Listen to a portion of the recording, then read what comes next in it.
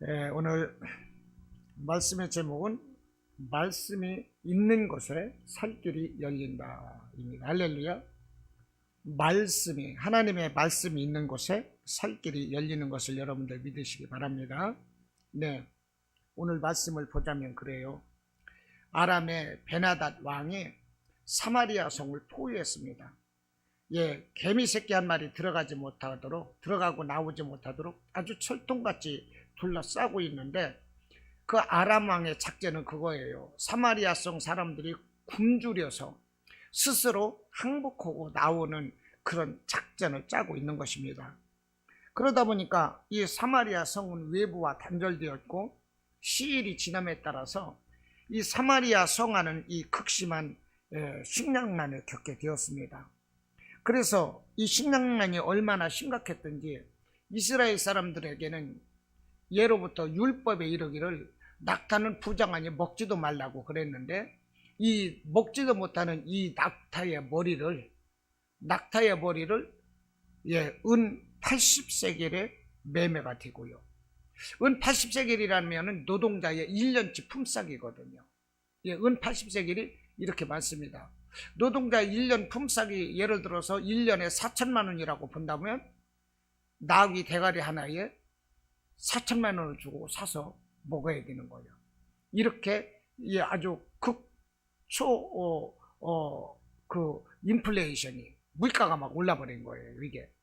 그리고 이 덜 익은 이 콩, 이 비둘기똥 1리터에 약 1리터에 그게 얼마였느냐? 노동자 20일 품삯 5세겔에 주어야만이 그것을 살 수가 있었다는 거예요. 그러니 그 사마리아 성 안은 민심이 흉흉하고 질서가 문란해지고 성 안은 그야말로 난장판이 되고 말았어요. 그럴 거 아니겠어요? 밖에서는 사마리아 군사들이 지키고 있고 안에서는 먹을 것도 없어요. 식량이 다 떨어졌어요. 이제 물도 먹기 힘들어. 그와 같은 상황에서 우리 차라리 나가서 항복하자 이러는 사람도 있었을 것이고, 얼마나 힘들었겠어요? 왕으로서는 이 질서 지키기가 참 어려웠을 거야. 한마디로 무질서 상태가 돼버렸어요. 어떤 사람들은 굶주림에 못 이겨서 자기 자녀를 삶아 먹었습니다. 이런 일이 있었다는 거예요. 오늘날로 말하면 정말로 이 굶주림에 난동이 일어나고 상점을 막 약탈해 가고 하는 이 베네수엘라가 그러지 않았나요? 이 흑인들 보면 그냥 막 상점을 약탈해가고 생필품을 약탈해가고, 어떤 사람은 그냥 막 TV를 메고 가고 이런 사람도 있잖아요. 이 베네수엘라 사회주의 정책을 펼치면서 막 포퓰리즘이 지나쳤어요. 인플레이션이 1600% 극초 인플레이션을 맞이한 거예요. 1600% 물가가 오른 거야 이게. 그러니 말이 되겠어요? 얘기했잖아요. 40리터 휘발유를 넣고서 칫솔 하나와 바꿨다고. 그만큼 이 베네수엘라가 힘든 나라였다는 거예요. 그러니까 빈민층이 늘어나니까 빈민층이 살 길이 없어가지고 무덤을 파헤친답니다. 왜 무덤을 파헤치나 했더니, 무덤 속에서 시신에 금리빨이 있으면 그 금을 빼가지고 달아난다는 거예요. 그래서 이 가난한 사람들이 막 무덤을 파헤쳤다는 것입니다. 이게 베네수엘라라는 거예요, 이게. 그리고 막 사람들이 그냥 상점을 약탈해 가고 이런 일이 있었다는 거예요. 그래서 이 베네수엘라를 탈출하려고 페루 같은 데로 막 가는 이 난민들이 줄을 잇고 막 TV에도 나오고 그러지 않았었습니까? 그런 거예요. 그런 나라에서는 이 질서를 기대할 수가 없는 것입니다. 폭력, 강간, 살인, 절도, 이런 이 범죄가 부지기수로 일어날 것이다 하는 거죠. 그렇게 잘 살던 베네수엘라가 사회주의를 표방했다가 포퓰리즘으로 막 퍼주다가 이렇게 됐어요. 그러니까 우리나라도 이제는 정신을 차려야 되는 거예요. 이게 무조건 막 퍼준다고 해서 좋아할 거 아니에요. 세월호 사고 났다고 그래서 그 사람들이 막 퍼준다고 그래서 그걸로 저기 할 게 아니라, 이태원 참사 났다고 그래서 다 퍼줄 게 아닌 거야. 그냥 사고는 사고로 무마해야 되는 것이지, 그것을 가지고서 시체놀이 하는 것도 아니고 이게 지나쳐서는 안 되는 거예요. 이게 지금 지네들 할 때는 안 그랬어요? 응? 아니 북한에서 귀순한 사람에 갖다 눈 가리고 다시 넘겨주는 그런 그 불안당 같은 문재인이도 있는데, 이거는 지금 이 윤석열 정부야 얼마나 신사입니까? 참 우리가 뜻이 맞으니까 제가 이런 말씀도 해요. 지금 우리는 주사파 세력으로부터 우리나라를 지켜야 되는 거예요. 주사파는요, 자유민주주의가 아니라 인민민주주의를 만들려고 하는 거예요. 사회주의, 통일연방제인가요? 그런 것을 표방하고 있는 거예요. 조국 같은 사람은 그런 그 사회주의 국가를 만들기 위해서 먼저 기독교를 없애야 된다, 이렇게까지 자기 논문에 적었잖아요. 책에 나왔잖아요. 이게 문제라는 거예요. 더불어당에 보세요. 더불어인민당이지 걔네들이. 전부 다 보면은 이인영이 누구 또 있어. 거기에서 다 장관 나오고, 더불어민주당 이 대표 총리한 사람들은 다 옛날에 전대협 때 이 김일성 주체 사상을 교육받은 사람들인 거예요. 우리가 신앙 고백을 할 때 전능하사 천지를 만드신 하나님 아버지를 내가 믿사오니, 그런데 북한에서는요 김일성 신경이 있어요. 전능하사 천지를 만드신 김일성 수령님을 내가 믿사오며 그 외아들 우리 주 김정은 동지를 믿사오니, 이렇게 하면서 북한에서는 한다 이 말이에요. 그런데 그것을 알면서도 우리나라가 그걸 쫓아가는 거예요. 자유민주주의에서 자유를 빼자는 거야. 자유시장경제 이거 없애자는 거야. 공평하게 같이 살자 이 말이야. 이게 도대체 말이 되는 것입니까? 한미동맹 필요 없어. 미국 물러가라 이 말이야. 미국 물러가라. 응? 참, 기독교 입국론, 얘네들이 아주 눈에 불을 켜고 이 교회를 없애려고 하는 사람들이에요.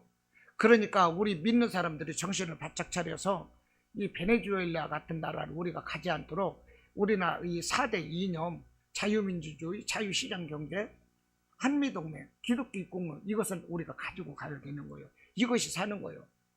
도대체 왜 보안법이 폐지하라고 왜 그러는 거예요? 간첩들 잡으려고 보안법 폐지 만들었는데 지들 간첩질 하자는 거잖아요. 죄 없는데 왜 그러냐고.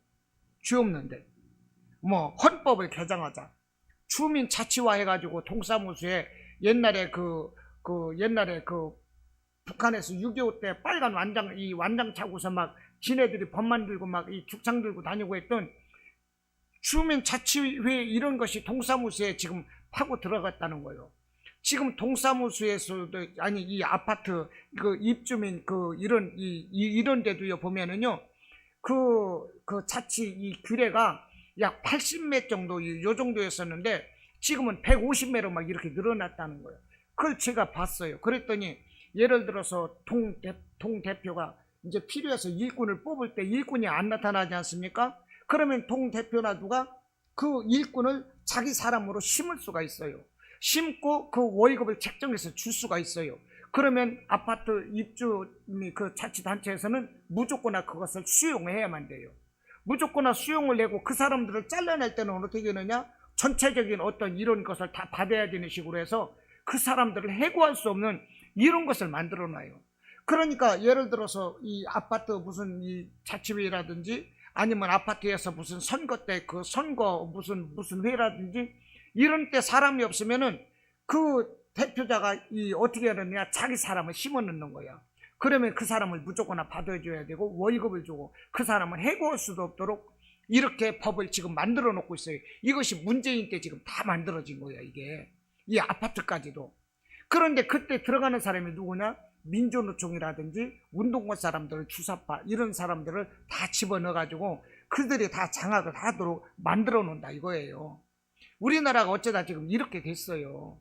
이걸 알아야 되는데 사람들이 모르는 거예요. 자, 아무튼 이 사마리아 성이 어떻게 됐습니까? 아람 군대에게 포위됐어요. 나귀 대가리 하나에 1년 연봉이요. 막 자식을 잡아먹었어요. 서로가. 이런 상황에서 하나님의 사람 엘리사가 그 사마리아 성 안에 회복을 예언을 하게 됩니다. 회복을 걱정하지 말아라. 회복된다. 그 말씀이 오늘 7장 1절 말씀인 거예요. 7장 1절에 뭐라고 합니까? 엘리사가 이르되 여호와의 말씀을 들을지어다. 여호와께서 이르시되 내일 이맘때에 사마리아 성문에서 고운 밀가루 한 스아를 한 세겔로 매매하고, 그 다음에 포리두오스라를 한 세겔로 매매하리라 하셨느니라. 이것 좀 제가 위에다 놓고 읽어야 되겠네.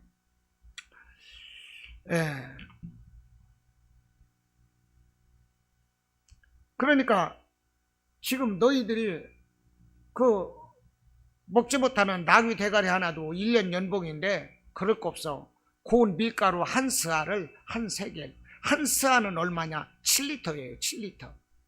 익지 않은 이 콩 1리터를 5세겔에 있었지 않습니까? 그런데 고운 밀가루 한 스아에 한 스아가 7리터인데 이 고운 밀가루는 이 궁중에서 고급 음식을 할 때 쓰는 재료가 고운 밀가루래요. 그런데 이거 7리터가 얼마냐? 한 세겔. 보리 두 스아가 14리터가 한 세겔. 내일이면 이렇게 될 것이다 이 말이요. 하나님의 사람 엘리사가 이렇게 예언을 했어요. 그런데 이 엘리사의 회복에 대한 예언은 사실 그 누구도 믿기 어려운 말이 아닐 수 없다는 거예요. 왜 그렇습니까? 지금 이스라엘은 사마리아에 완전히 포위되어 있거든요. 꼼짝달싹 못 오거든요. 그런데 한 달 후도 아니고 내일 이맘때에 예전처럼 식량난이 회복될 것이다 이 말을 누가 믿을 수 있겠어요? 저도 못 믿는 거죠. 그러다 보니까 이 군대 장관이 뭐라고 합니까? 그 말에 반박을 하는 거예요. 7장 2절에서 이렇게 말해요. 그때에 왕이 그의 손에 의지하는 자 곧 한 장관이 하나님의 사람에게 대답하여 이르되 여호와께서 하늘에 창을 내신들 어찌 이런 일이 있으리요? 이 당연한 말인 거죠. 지금 사마리아에 꽁꽁 포위되어 있는데 내일 이맘때 식량난이 해결된다고요? 말도 안 되는 소리 하지 마세요. 이 얘기를 하는 거예요. 하늘에 창을 내고 구멍을 뚫어서 헬리콥터로 물품을 갖다가 쏟아 붓지 않는 한 하나님이 옛날에 메추라기를 내려주시고 막 이렇게 만나를 내리는 것처럼 그런 일이 없는 한은 절대로 있을 수 없는 것입니다. 이 말을 하고 있는 거예요. 사실상 옳은 얘기인 거죠. 그런데 과연 그 다음 날에 기적이 일어납니다. 엘리사가 말한 예언의 실현이 되는 거예요. 그런데 그 기적을 처음 목격한 사람은 성 밖에서 살던 4명의 나병 환자들이에요. 4명의 나병 환자들. 그 이야기가 이제 3절 이후에서부터 나옵니다. 자, 때는 바야흐로 엘리사가 예언을 했을 때요. 내일 이맘때에 고운 밀가루 한 스아에 어떻게 해요? 한 세겔. 보리 두 스아에 한 세겔에 매매될 것이라. 식량난 해결될 것이다 이 말이요. 걱정하지 말라. 그렇게 예언하던 날, 그 날이 저물 때쯤에 이 4명의 이 나병 환자들이 모여서 이야기를 하는 것입니다. 4명의 나병 환자들이 이런 얘기를 하는 거예요. 야, 이거 나병 환자 되어서 얻어먹기도 힘든단 말이지. 식량난까지 우리가 겪고 있으니 이거 어떻게 하면 좋겠냐. 4명이 그런 얘기를 하는 거예요. 여기 앉아서 굶어 죽을 수는 없잖아. 그런데 성 안으로 들어가자니 우리는 이 문둥병이라서 들어갈 수도 없고 또 성 안에는 자기 자식들까지 잡아먹는다고 우리보다도 더 힘든 상황이니 성 안에 들어갈 수도 없고 그렇다고 해서 여기 있자니 어차피 우리도 또 죽을 것 같고 어떡하지? 자기네들끼리 그런 얘기를 하는 거예요. 그러다가 내린 결론이 차라리 우리 아람군에 가서 항복하자 이렇게 결론을 내렸어요. 아람군에 가서 항복을 하자. 만일에 그 사람들이 우리를 살려준다면 아람군에 있는 식량을 우리가 얻어먹을 수 있을 거 아니냐. 그런데 만약에 우리를 죽인다면 어차피 이래 죽으나 저리 죽으나 죽는 건 마찬가지인데 2판 4판 한번 우리 항복하러 가자. 이렇게 결론을 내리고 나서요. 그들이 해질 무렵에 이제 그들 4명이 일어나서 아람 진영에 항복을 하러 갔어요. 항복을 하러 갔는데 보니까 이 아람 진영을 지키고 있는 포초병 한 사람도 없는 거예요. 개미새끼 한 마리 없어요. 보니까 한 사람도 보이질 않아요. 왜 그런가? 그래서 봤더니 하나님께서 역사하셨는데 아람 진영에 큰 소리를 내서 아람 이 군사들을 놀래키신 거예요. 하나님께서 그냥 막 말발굽 소리, 막 떠그닥 하는 말발굽 소리를 그 아람 사람들의 진영에 아람 군인들한테 막 하늘에서 떠그덕 떠그덕 하는 소리가 나고, 막 병거들 굴러오는 소리, 막 대포가 굴러오는 소리, 막 우르릉 우르릉 하는 소리를 막 하늘에서 스피커를 켜가지고 아람 군사들 귀에다 대고 막 쏴버리니까 아람 군인들이 막 그냥 혼비백산을 나는 거예요. 그러면서 큰 연합군이 막 막 수천 명 수만 명이 몰려오는 연합군의 발자국 소리, 그냥 처벅 하는 발자국 소리를 하늘에서 막 요란스럽게 내니까, 야, 이거 이스라엘이 돈을 주고 이게 다른 연합군들, 애굽이나 이런 사람들, 큰 군인들을 불러가지고 우리 아람 사람들을 이거 쳐들어오고 있구나, 이렇게 기겁을 하고 질겁을 해서 그들이 다 도망가 버렸다는 거예요. 그래서 도망가를 갈 때 말과 나귀와 그들이 차고 있는 칼이나 모든 병기를 버려두고 의복과 식량과 금이나 은, 이런 모든 귀중품들을 다 내버려두고 그냥 도망치기에 바빴던 것입니다. 이게 왜 그랬느냐, 하나님이 그렇게 한 거예요, 아람 군인들에게. 그러니까 아람 군인들은 그 소리를 듣고 이스라엘 연합군이 그냥 막 오는 줄 알고 혼비백산에서 다 도망갔다 이것입니다. 그런데 하나님은요, 이 아람 군들을 놀래킨 일이 지금만 있는 것이 아니에요. 사사기 7장에서도 보면 기드온의 300용사가 미디안의 13만 5천을 물리칠 때, 기드온의 300용사는요 이 항아리를 들고 있었고, 항아리 안에 횃불을 들고 있었고, 나팔을 들고 있었어요. 그래서 대를 이어서 이렇게 세워놓고 이 작전을 해서 이제 나눠놓고서 이 기드온이 소리치면은 이 항아리를 딱 깨면 항아리가 요란하게 깨지는 소리와 더불어서 횃불이 드러나고, 그러면서 와 소리를 지르며 나팔을 부는 거야. 그러니까 이 나팔을 불 때에 이 미디안 군사들이 혼비백산을 나고 막 서로가 도망치고 자기들끼리 친구들끼리 칼로 찌르면서 자기들끼리 막 공격을 해가지고 13만 5천 명이 전멸을 하는 거예요. 이게 하나님이 이렇게 작업을 하셨다니까요. 그러니까 하나님은 맘만 먹으면 뭐든지 되는 거예요. 할렐루야. 직접 뭐 우리가 손 안 대도 하나님이 작업을 하시면 되더라고요. 사무엘상 7장에서도 보면 이스라엘 사람들이 그 사무엘 선지자를 둘러싸고 하나님께 번제를 드리며 예배를 드리고 있습니다. 예배를 드리고 있는데 블레셋 사람들이 보니까, 아니 우리와 전시 상태인데 이스라엘 사람들이 하나님께 예배 드린다고 이 중무장을 해제하고 그러고 있거든요. 그러니까 블레셋이, 야 때는 이때다, 이 무장 해제되었을 때 우리가 이스라엘을 치자 해서 이스라엘을 치려고 이 블레셋이 가까이 올 때 하나님께서 이 블레셋 사람들 하늘에서 큰 우레소리를 발하시는 거야. 우르릉 하고, 우리도 천둥하면 괜히 죄 없으면서 이 가슴이 이렇게 뜨끔할 때 있잖아요. 천둥 소리 나면 죄진 것 마냥 겁나고. 그런데 이 블레셋 사람들에게 그냥 우레를 발하시니까 이 블레셋 사람들이 막 혼비백산하고 어지러워가지고 정신도 어지럽고 몸도 어지럽고, 그러다 보니까 이스라엘이 쫓아가서 그들을 다 도륙해버렸다 이 말입니다. 그러니까 하나님은 이거 하늘에서 소리내고 겁먹고 하는 건 이건 뭐 식은 죽 먹기야. 그러다 보니까 아람 사람들이 이렇게 다 도망가 버렸던 것입니다. 그런데 이 나병 환자들은 어때요? 이 4명이 야 이판사판 이리 주거나 저리 주거나 마찬가지니까 우리 아람 군에 가서 항복하자 해서 갔던 거 아니겠어요? 가서 보니까 아무도 없는 거야. 그러는 거야. 야 어젯밤 돼지꿈 꾼 것도 아닌데, 야 이게 웬 횡재냐, 이게 웬 떡이냐, 그러면서 배가 터지도록 막 그냥 그 아람 사람들이 그 잔치하며 먹는 그 음식을 다 먹는 거예요. 그리고 금과 은과 의복 같은 것을 그냥 막 주워다가 자기들이 가지고 가려고 여기저기 막 감춰 놓는 거예요. 그런데 그러다가 생각해 보니까 사마리아 성 안에 사람들이 생각나는 거예요. 야 이거 우리 사마리아 성 안에는 왕과 더불어서 모든 국민들이 먹을 것이 없어가지고 자녀까지 잡아먹었다고 그러던데, 우리만 여기서 이거 막 배불리게 먹고 금이니 은이니 이런 거 감추자고 이러다 날 새버린다면, 야 이건 하나님께 천벌받을 일이다. 우리 이래서는 안 되잖아. 우리 이 사실을 가서 왕궁에 알리자. 그러니까 지네들이 이제 감출 건 다 감추고 그랬겠죠. 어느 정도 이제. 그러고 왕궁에 가서 알린 거예요.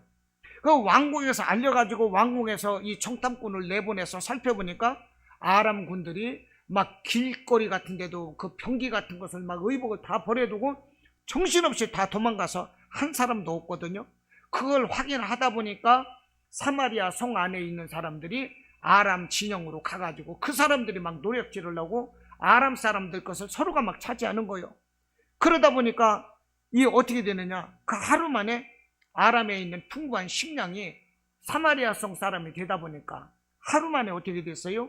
고운 밀가루 한 스아에 한 세겔이 매매가 되는 것이고, 보리 두 스아에 한 세겔이 이 매매가 되도록 하나님의 사람 엘리사가 말한 그대로 어떻게 되었다? 성취가 되었다는 것입니다. 할렐루야.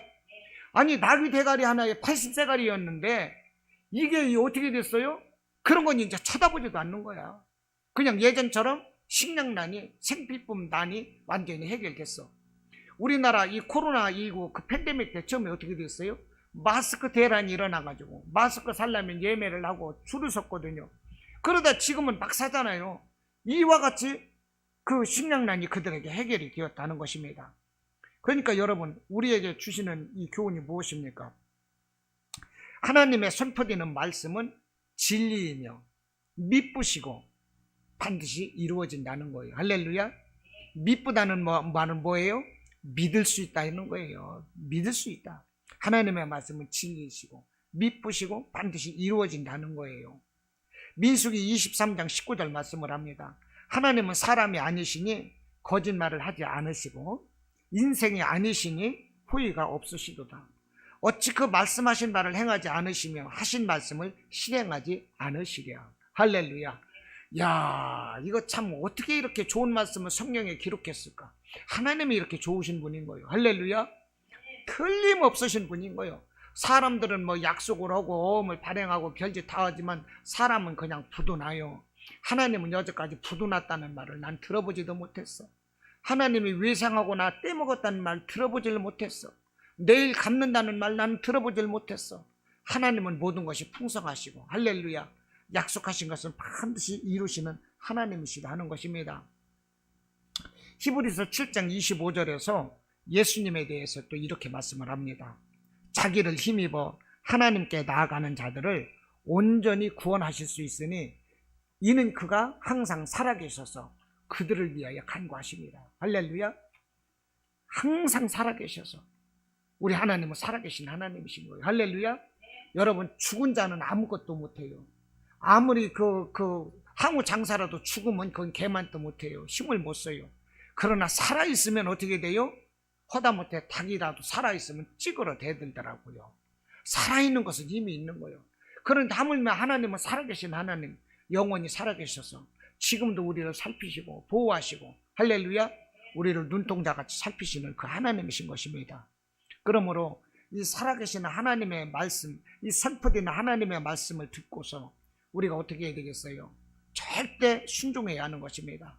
순종하는 자에게 생명과 이 세상에서 정말로 이 세상에서 줄 수 있는 가장 좋은 것을 하나님은 순종하는 자에게 주시기를 원하시는 거예요. 할렐루야. 예. 오늘 7장 1절에서 엘리사, 하나님의 사람이 이렇게 말을 하죠. 엘리사가 이르되 여호와의 말씀을 들을지어다. 여호와께서 이르시되 내일 이맘때에 사마리아 성문에서 고운 밀가루 한 스아에 한 세겔, 보리 두 스아에 한 세겔로 매매하리라 하셨느냐라 그랬어요. 여러분, 이 말씀을 하나님의 말씀으로 과연 이루어질 것으로 믿은 사람이 몇이나 되었을까요? 아마도 없었을 거예요. 그 당시에 포기됐으니까 아무도 없을 거예요. 그러나 이 말씀이 어떻게 됐습니까? 현실이 되었다는 거예요. 할렐루야. 하나님의 말씀은 언제나 현찰이에요. 현찰. 하나님의 말씀 딱 하시잖아요. 그러면 현찰이 돼서 내게 돌아오는 것입니다. 그러므로 하나님의 말씀 앞에서 내 지식이나 내 방법, 경험, 내 현실 감각에 이 하나님의 말씀을 비교해서는 안 된다는 거예요. 현실 감각이 안 맞을지라도, 내 계산, 내 방법, 지식이 안 맞을지라도 하나님의 말씀이라면 무조건 아멘 해야 된다는 거예요. 할렐루야. 보십시오. 유행가 가사에 그런 거 있잖아요. 무조건이야. 예. 하나님의 말씀은 무조건 아멘이 돼야 되는 거예요. 할렐루야. 하나님의 말씀은 무조건 아멘인 거예요. 여러분, 노아를 보십시오. 노아에게 하나님께서 말씀을 하시는 거예요. 내가 홍수로 이 세상을 심판하리라. 아니, 심판하신다고 했으면 한 달을 기다려 주시든지 1년을 기다려 주시든지 그럴 일이지 120년을 기다리게 하셨어요. 그런데 노아는 한결같이 방주를 짓는 거야. 그것도 물가에 이 방주를 짓고 나무를 찍는 것이 아니라 아라랏산 꼭대기에서, 산 꼭대기에서 배를 짓는 사람이 어디가 있어요, 세상에. 그러니 사람들이 그러는 거예요. 아니, 너 예수를 믿어도 좀 적당히 믿어.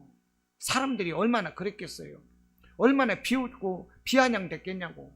에이 사람아, 이 많은 하늘에 이 사람아, 갑자기 무슨 비가 온다고 그러나, 설마 이 산꼭대기까지 물이 차겠는가? 그러면서 얼마나 이 노아를 비웃었겠어. 그러나 노아는 하나님의 말씀을 믿고 순종을 했어요.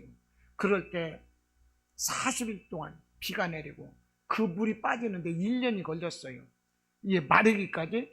그러면서 모든 생물이 다 죽고 사람도 다 죽었어요. 노아의 가족 8명만 살아나는 거예요.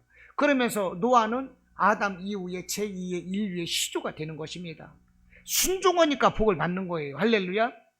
하나님께서 아브라함을 또 부르셨어요. 아브라함을 부르시는데 무조건 내가 네게 복을 주리라, 창대하게 하리라 그러면서, 아니 75세 된 이 노인에게 말랐는데, 우리 집사님 연세 어떻게 되시나요? 집사님보다도 아브라함은 더 드셨잖아요. 예. 그런데 집사님보다도 아브라함은 나이가 더 들었는데 내가 너에게 아들을 주리라 그러는 거야. 그 아내도 65세예요. 말도 안 되는 소리야. 그런데 아브라함은 그 말씀을 믿고 하나님을 따라갔어요. 근데 히브리서 11장에서 뭐라고 하는지 아십니까? 아브라함은 갈 바를 알지 못하고 그 순종에서 떠났다는 거예요. 그런데 결국 어떻게 됐어요? 아들을 낳고, 그 아들을 낳고 온 세계 지금 80억 인구가 다 아브라함의 자손인 거 되는 거예요. 그래서 아브라함은 오늘날 믿음의 조상이 되는 것입니다. 할렐루야. 베드로는 고기 잡는 어부예요. 고기 잡는 어부인데 평생 고기를 잡았으니 고기 잡는 선수인 거죠. 시간대별로 요 시간대는 여기에는 피레미가 많고 요 시간대는 여기에는 뭐 큰 숭어가 있을 것이고 이런 걸 다 알아요. 어디에 가서 그물을 내려야 되고. 베드로는 전문가인 거예요. 그런데 밤이 새도록 그날따라 고기 한 마리 못 잡았어요. 피레미 한 마리도 못 잡았네. 그래서 한숨 쉬면서 이제 그물을 다시 정리를 하는 거야. 물에서 그물을 다시 정리해가지고 이것을 다 정리를 잘 해놔야 오늘 밤에 와서 또 그물을 내릴 것이거든. 그런데 어떤 분이 오셔가지고서 말씀을 하시는데 이분 말씀이 보통 말씀이 아닌 거야. 이분 말씀이 뿅 갔어, 베드로가. 근데 이분이 그러시는 거야. 이분 예수님이신데 깊은 곳에 가서 그물을 내려 고기를 잡아라 하시는 거야. 그러니까 베드로가 말하기를, 우리가 밤이 새도록 수고하였지만 잡은 것이 없지만은 말씀에 의지하여 내가 그물을 내리리이다. 그리고요, 베드로가 배를 몰고 깊은 데로 가는 거예요. 그러면 동료들이 바라볼 때, 야, 베드로 저거 미쳤나? 그럴 거 아니겠어요? 아니 여태까지 잡고 와가지고 지금 고기가 없을 시간인데 아니 또 가네? 아니 이 사람은 목수인데 이 사람 말을 듣는 거예요. 어부가 고기를 잡으면 다행인데 고기를 못 잡으면 그것 또한 부끄러운 일 아니겠어요? 그런데 베드로는 몰고 나가는 거예요, 배를. 그러고 이 힘겹게 정리하는 그물을 다시 한번 던지는 거예요. 이것이 무엇입니까? 말씀에 의지해 순종했던 것이죠. 그런데 놀랍게도 그물이 찢어지도록 고기가 가득 잡아가지고 베드로 혼자는 끌어당길 수가 없어. 얼마나 많은지. 거기 있던 동료들을 다 불러서 그 그물을 당겨가지고요, 모두가 만산의 축복을 맛보았다는 거예요. 이게 무엇입니까? 말씀에 순종을 하니까. 내 지식, 경험, 방법 다 내려놓는 거예요. 현실 감각 내려놓는 거예요. 그러니까 말씀에 의지해서 그물을 내릴 수가 있는 것이지, 그렇지 않으면 안 되는 거죠. 내 경험 방법으로는 에이 무슨 말씀이에요? 지금 그물 내릴 시간 아닙니다. 이렇게 말할 수 있는 거예요. 우리가 순종을 할 때 어떻게 됩니까? 축복을 받는다는 것입니다. 사도 바울에 의해서 유럽 지역에, 오늘날 유럽 지역에 복음화가 됐어요. 유럽의 복음화가 되어가지고 유럽에서 그 복음화를 통해서 어떻게 됩니까? 산업혁명이 일어나는 거예요. 복음이 들어간 곳에는 언제나 이 혁명이 일어나고 기적이 일어나는 거예요. 복음이 들어간 곳에는 공산주의가 무너지고 민주주의가 들어서는 것입니다. 이게 특징인 거예요. 사도 바울에 의해서 유럽 지역에 복음이 들어갔는데, 사실은 사도 바울이 유럽에 들어가 이 복음을 하는 것이 아니라 소아시아 지역으로 해가지고 오른쪽으로 오려고 그랬어요. 하나님은 왼쪽으로, 지중해 연안 쪽으로 쭉 가서 복음을 전하라는 거예요. 사도 바울은 수첩에다 빽빽하게 적었어요. 프루기아로 가서 갈라디아 땅으로 가서 무시아를 지나서 비두니아로 가고 계획을 착착착 적어가지고 노트에 빽빽하게 필기를 해가지고 그것을 가지고 계획을 짜고 방법을 연구하고 이렇게 하면서 소아시아로 가가지고 이 복음을 전하려고 하는데 웬일인지 이 복음이 순조롭게 풀리질 않는 거예요. 이게 아무리 애를 써도 이 진척이 없어. 우리 디자인교회처럼 아무리 저길 내도 이 새신자들이 안 오는 거야. 이게 사도 바울이 소아시아로 가서 복음을 전하려고 그래도, 그래서 이제 사도 바울은 애썼겠지요. 웬일이냐, 왜 이렇게 진척이 안 되지, 왜 이렇게 복음에 이 효율성이 없는 거지. 그럴 때 어느 날 밤에 환상을 보았어요. 환상을 보니까 마게도냐 사람 하나가 서서 바울에게 간청하기를 이리로 와서 우리를 가르쳐달라 그러거든. 그래가지고요, 이것은 예수님이 나에게 소아시아로 가지 말고 이 지중해에 연한 마게도냐 지역, 이 유럽 지역으로 가서 복음을 전하라는 것이구나. 이것을 깨닫고 지중해에 연한 유럽 지역을 따라서 복음을 다 전하게 되는 것입니다.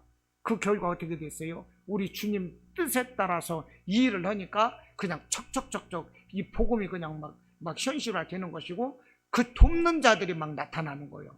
여기서도 돕는 자 나타나고 저기서도 나타나고 아굴라와 브리스길라도 만나고 막 베베도 만나고 막 만나게 되는 거예요. 할렐루야. 우리 말씀 따라서 가면 뭐든지 어떻게 돼요? 순조롭게 되는 것입니다. 그런데 우리가 말씀을 거역하게 되면 또 어떻게 될까요? 말씀을 거역하는 자는 축복이 없고 저주가 있는 것입니다. 우리가 축복장 하면 신명기 28장을 말합니다. 그런데 신명기 28장에서 1절부터 19절까지는 순종하는 자에게 주신 축복을 적고 있어요. 그런데 20절부터 68절까지는 무려 49절을 불순종하는 자에게 내리는 저주를 적고 있다는 거예요. 불순종은 저주가 되는 거예요. 소돔성에 유황불로 심판을 내린다고 하나님의 천사가 소돔성에 갔어요. 그래서 롯에게 말을 했어. 그러니까 롯이 어떻게 돼요? 두 딸을 데리고 있거든요. 자기 아내와 두 딸이 있어. 그런데 이 두 딸이 이제 이제 사위가 있는 거야. 이게 남편감이. 그런데 롯이 그러는 거야. 지금 이 소돔성이 유황불로 심판을 내릴 것이니까 우리에게 얼른 이곳을 피하라고 그런다. 그런데 이 말들은 이 두 사위가 어떻게 됐느냐? 장인의 말을 농담으로 알아들었다네. 이것들이 그 딸을 덜 사랑했던 것 같아. 아니, 아내가 이쁘면 차같이 말뚝에다 대고 절한다는데, 아니 장인어른이 말씀을 하시면 잘 들어야지 농담으로 알아들었어요? 그래서 어떻게 됐어요? 소돔과 그 소돔성의 유황불로 심판을 할 때 그들은 한순간에 그냥 유황불에 다 죽어버리게 되는 거예요. 말씀을 농담으로 들으니까. 할렐루야. 말씀을 말씀으로 알아야 되는 거예요. 롯의 아내는 어땠어요? 한 산을 향해서 뒤를 돌아다보지 말고 얼른 달려가서 피하라 이 말입니다. 뒤에는 지금 막 심판이 임하고 있으니까 얼른 뛰라. 앞에 산을 향해서 뛰라는 얘기야. 근데 롯의 아내는요, 그게 아니었어요. 아이고, 감자 심고 왔는데 감자도 안 캤는데 이거 어떡하나, 돈 꽂았는데 어떡하나, 이런저런 생각을 했겠죠. 그러다가 순간 자기도 모르게 뒤를 돌아다보는 순간에 롯의 아내가 어떻게 됐나요? 소금기둥이 되었어요. 그거 알고 계시죠? 그래서 소금기둥이 되었어요. 참, 이게 뭡니까? 불순종하는 자에게 내리는 저주다 하는 것입니다. 우리가 에서도 잘 살펴볼 필요가 있어요. 이삭에게 쌍둥이가 났습니다. 20년 동안 자녀가 없어서 기도를 하고서 잉태를 냈는데 쌍둥이를 잉태한 거예요. 근데 그 쌍둥이 장자가 에서였고 작은 아들은 야곱이었습니다. 그렇다고 보면 이스라엘의 모든 그 가족의 그 영향, 이 중심은 장자에게 내려지는 거거든요. 그러면 우리가 성경에서 야곱이 장자로 됐다는 것을 우리가 성경을 보니까 야곱을 인정을 하는 것이지, 야곱이 장자의 그런 이 역할이 있기 전까지는 그 기대는 사실상 그 가정에서 에서가 아니겠어요? 장자니까. 그러니까 그 아버지 이삭도 어머니 리브가도 어떻게 되겠습니까? 이삭에게, 야, 너 성경 좀 봐라. 기도해야 된다. 너 하나님 말씀에 순종해야 된다. 이런 것을 얼마나 가르쳤겠어요. 20년 동안 기도를 해가지고 자녀를 얻은 그 부모인데 얼마나 신앙이 좋냐고. 모태신앙 끝내주는 거죠. 그런데 에서는 관심이 없어요. 그 어머니가 야, 뭐 잘해라, 뭐 잘해라, 기도해라, 이런 말을 해도 꼭 이렇게 예배들이 이렇게 전화가 오네. 예, 디자인 교회가 인기가 많네요. 자.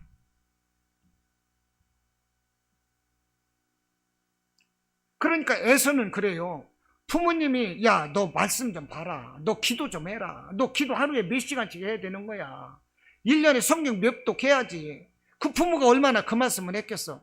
그런데 에서는 관심이 없는 거예요. 그냥 산에 뛰어다니면서 사냥하기 좋아하고, 이방 여자들한테 그냥 눈짓하고 다니면서 커피 사주고, 그러면서 이방 여자들 마누라로 삼고, 에서는 그게 관심이 있는 거야 이게. 그러다 보니까 어떻게 돼요? 자기 장자권을 자기 동생 야곱에게 팥죽한 그릇에 그러니까 파는 거예요. 결국은 장자에서 밀려나는 거 아닙니까? 이 말씀에 불순종하면 이 축복이 제외되는 것입니다. 이 너무나도 많아요. 이게 지금 애굽의 바로 왕도 그래요. 이걸 깊이 묵상하고 생각하다 보면 모세에 의해서 10가지 이 재앙을 애굽에 내렸는데, 바로 왕은 불순종하면 할수록 모든 이 재앙을 다 받는 거예요. 마지막에는 어떻게 됐습니까? 이스라엘의 모든 초태생이 다 죽었어요. 소도 처음 난 새끼는 죽고, 돼지도 처음 난 새끼는 죽고, 말도 처음 난 새끼는 죽었어. 그런데 사람도 처음 난 아들은 다 죽는 거예요. 장자는 다 죽는 거예요. 한 집안에서 큰아들도 죽고, 큰 손자도 죽고, 큰 증손자도 죽고. 그러다 보니까 애굽 전역에 하루 한날에 그냥 곡소리가 난 거예요. 출추상이 나가지고. 왜 그렇습니까? 말씀에 불순종을 하니까. 우리는 말씀에 불순종을 해서는 아니 되는 거예요. 할렐루야. 이스라엘의 가장 왕을 오래 했던 사람이 누구냐면 우시야 왕이에요. 우시야 왕은 16살 때 왕이 되었습니다. 16살 때 왕이 되었는데 정말로 훌륭했어요. 모든 분야에서 뛰어나고 하나님 기뻐하시는 왕이었어요. 하나님이 복을 주셨어요. 나라도 튼튼하고, 이 대외내외적으로 외교 정책도 튼튼했어요. 사람들이 잘 살았어요. 그러다 보니까 교만이 들었어. 그래가지고 왕이 할 수 있지만 할 수 없는 것은 뭐냐? 제사장에 제사 지내는 일을 왕은 할 수 없거든요. 그런데 지 왕이 권한이 커지다 보니까 제사장이 제사를 드려야 될 것을 제사장을 너 그쪽에 서 있어라고 왕이 제사를 드리는 거예요. 그러니까 제사장이 왕이여 그리하지 마옵소서, 이것은 하나님 앞에 옳지 아니하나이다, 이렇게 말렸는데도 그 말리는 제사장을 밀치면서 소리를 빽질렀어요. 그러면서 자기가 분향을 하는 거예요. 분향하는 순간 이마에서부터 허옇게 문둥병이 쫙 와가지고 한순간에 그냥 문둥병자가 돼버리니까 왕이고 뭐고 그때는 없는 거예요. 성전에서 문둥병은 불결한 거거든요. 제사장이 즉시 왕을 그냥 쳐내버리는 거예요. 쫓아내버리는 거예요. 그래가지고 그 왕은 52년간 통치를 했다고 그러는데, 52년간 제일 오랜 통치한 왕이 이 우시아지만 52년간을 다 통치한 것이 아니라 문둥병이 들어서 그 왕궁 뒷방에 갇혀버렸고, 그 아들 요담이가 그 아버지를 대신해서 왕 행위를 하는 것입니다. 이게 얼마나 이게 말씀에 불순종을 하니까. 할렐루야. 우리는 어떠한 일이 있어도 이 말씀에 불순종해서는 안 된다는 것입니다. 할렐루야. 저는 여기 지금 이 적다 보니까 뭐 게하시도 뭐 그랬고, 뭐 사도 바울이 전도를 할 때 엘루마라는 마술사도, 사도 바울이 전도하는 것을 그 서기와 총독이 믿지 못하도록 이 마술사라는 사람이 계속적으로 그냥 막 사도 바울을 방해하는 거예요. 그래서 사도 바울이 한마디 명령 딱 해버리니까 눈이 멀어버리는 거예요. 엘루마 마술사가.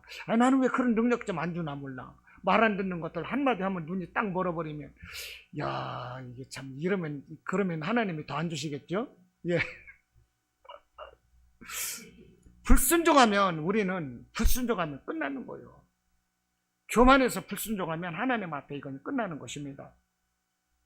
자, 보십시오. 오늘 7장 2절에서 뭐라고 합니까? 이 군대 장관이 내일 이맘때에 고운 밀가루 한 스아에 한 세겔, 보리 두 스아에 한 세겔, 식량난 해결 끝, 이렇게 엘리사가 말하니까 이 군대 장관이 이렇게 말을 해요. 그때의 왕이 그의 손에 의지하는 자 곧 한 장관이 하나님의 사람에게 대답하여 이르되, 여호와께서 하늘에 창을 내신들 어찌 이런 일이 있으리요 하더라. 아니, 하늘에 구멍을 내고 하나님이 쏟아 붓는다고 한들 이게 되겠습니까? 이야, 이게 그 엘리사가 그때 뭐라고 그래요? 네가 눈으로 보리라, 그러나 그것을 먹지는 못하리라 그랬어요. 군대 장관은 그 다음날 백성들이 전쟁에서 해방되는 것을 보는 것입니다. 사마리아 성이 전쟁에서 자유함 얻는 것을 군대 장관이 보고 식량난 해결된 것도 군대 장관이 보았어요. 그래서 왕의 명령에 따라서 그 성을 관리하려고 이 장관이 나섰을 때 이 백성들이, 이 무능한 이 군대 장관은 어떻게 됩니까? 장관직에서 끌어내려서 발로 밟아 죽여버리는 거야. 그러니까 엘리사가 말한 대로 어떻게 되어 있어요? 네가 눈으로 보리나 그러나 그것을 먹지는 못하리라. 그냥 죽는다는 거 아니겠어요? 오늘 7장 17절에서 이렇게 적고 있습니다. 왕이 그의 손에 의지하던 그의 장관을 세워 성문을 지키게 하였더니 백성이 성문에서 그를 밟으며 하나님의 사람의 말대로 죽었으니. 이게 뭡니까? 이게 이 군대 장관이 그렇게 되기를 원하나이다. 이렇게라도 말을 했다면 얼마나 좋겠어. 하늘에 구멍을 내신들 이런 일이 있겠어요?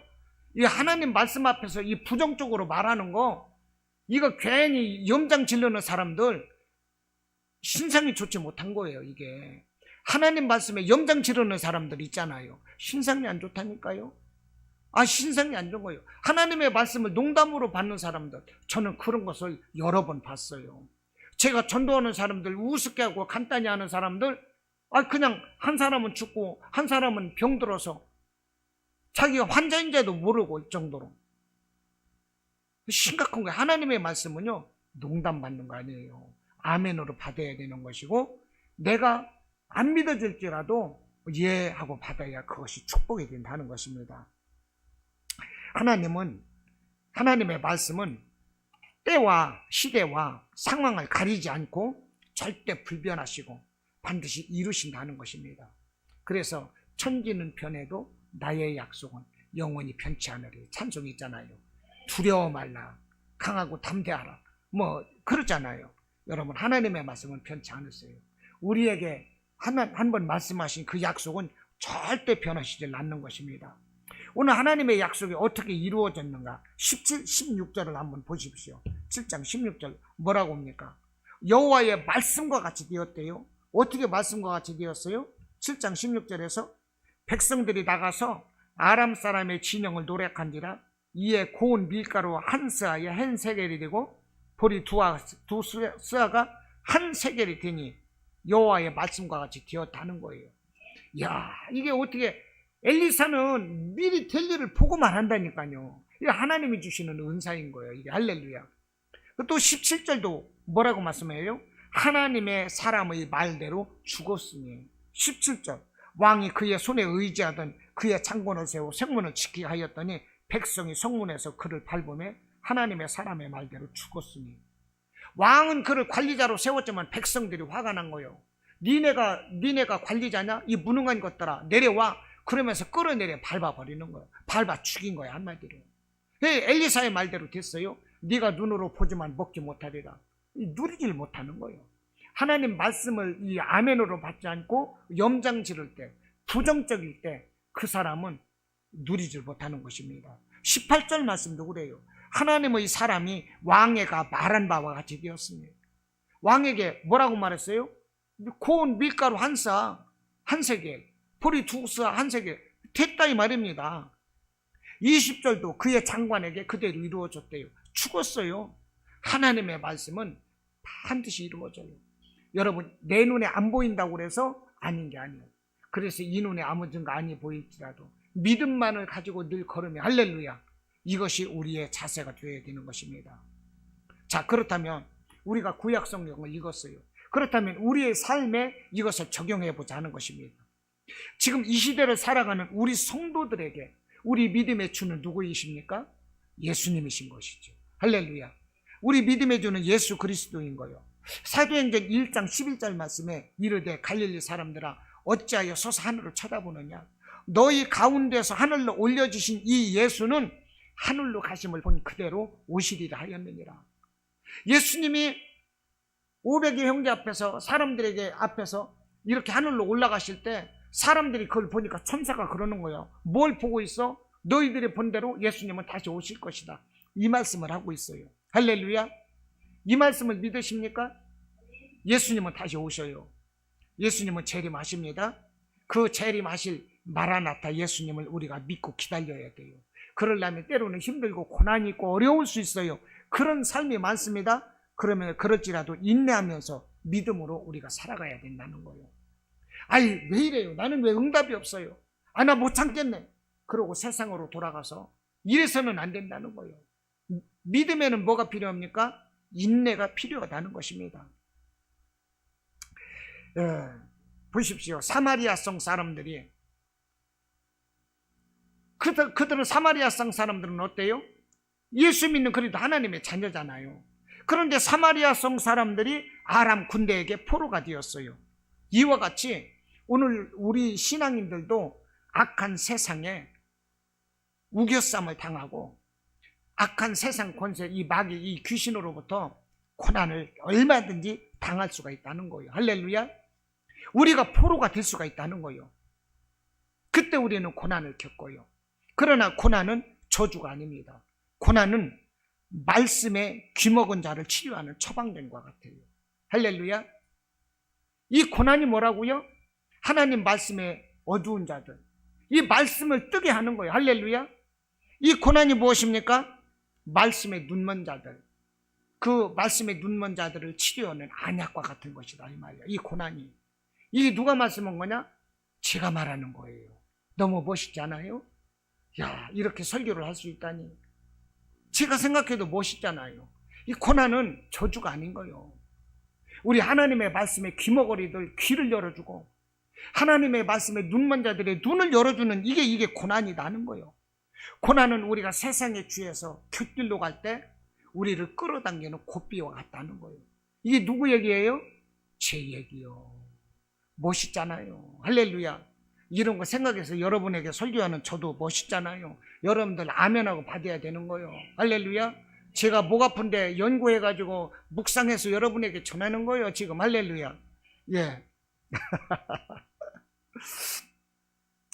우리가 어떤 환경 가운데 처할지라도 말씀을 가까이 하면 살 길이 열린다. 할렐루야. 오늘 말씀의 제목인 것입니다. 시편 1편에서 뭐라고 합니까? 복 있는 사람은, 그러면서 2절에서 오직 여호와의 율법을 즐거워하여 그 율법을 주야로 묵상하는도다. 이 사람이 복 있는 사람이라 이 말이요.